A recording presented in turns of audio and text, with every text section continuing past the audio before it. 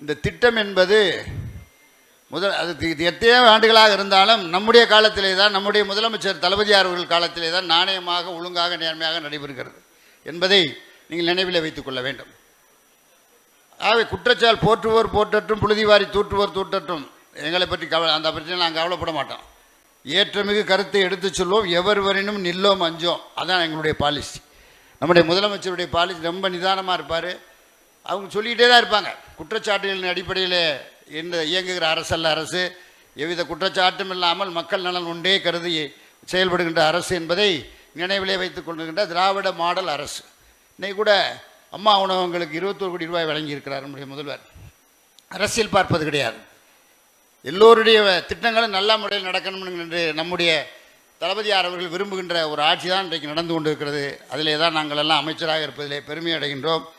அவர் திராவிட இயக்கங்களை நம்முடைய தலைவர் கலைஞர் அவர்களும் அண்ணா அவர்களும் கொட்டுகின்ற மலையிலே ராபின்சன் பூங்காவிலே இயக்கம் தொடங்கப்பட்ட காலத்திலிருந்து திராவிட இயக்கத்தில் இருந்த ஒடுக்கப்பட்ட பிற்படுத்தப்பட்ட சிறுபான்மை மக்கள் மற்ற சமுதாயத்தைச் சேர்ந்தவர்கள்லாம் வர வேண்டும் என்று நினைத்தார்கள். இன்றைக்கு நாங்கள்லாம் கிட்டத்தட்ட 55 ஆண்டு காலமாக அரசியலில் இருக்கிறோம், பல்வேறு பதவியில் வைத்திருக்கிறோம்.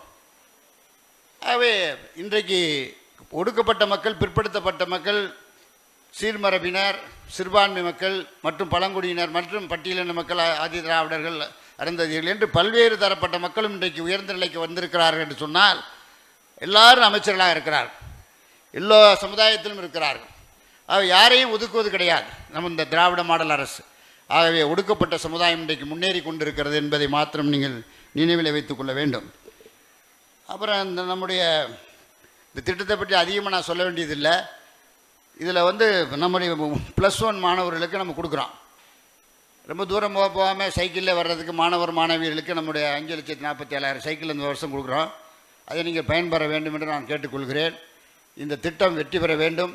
அப்புறம் மருத்துவமும் நம்முடைய இப்போ கல்வியில் பற்றி அவர் சொன்னார், அவர் அடுக்குவார். நம்முடைய மாசு அவர்கள் எதையுமே ப்ரெஸ்ஸில் பேசும்போது கூட நாங்கள் பார்ப்போம், அவர் வாட்டி தடன்னு சொல்லுவார்.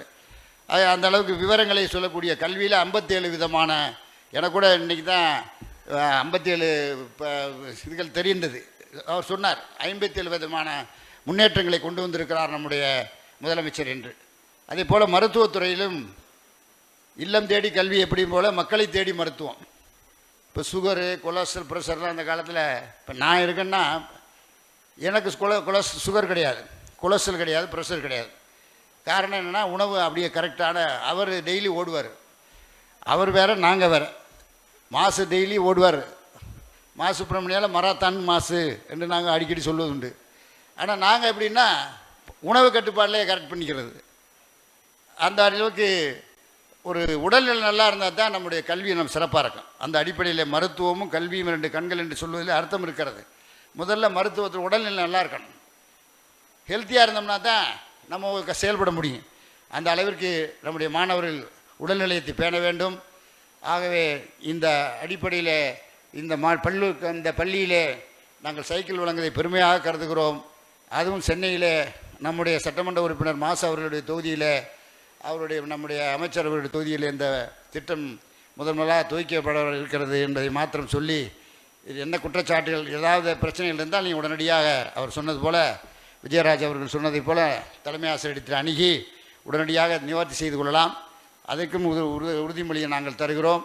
அந்த அடிப்படையில் இந்த திட்டம் வெற்றி பெற வேண்டும் என்று என்னுடைய நல்வாழ்த்துக்களை தெரிவித்துக் கொண்டு, பாதகம் செய்பவரை கண்டால் நாம் பயங்கொள்ளலாகாது பாப்பா, மோதி மிதித்து விடு பாப்பா, அவர் முகத்தில் உமிழ்ந்து விடு பாப்பா. அண்மை செய்திகளை உடனுக்குடன் தெரிந்து கொள்ள இணைந்திருங்கள் இயம்நாடு தொலைக்காட்சியுடன்.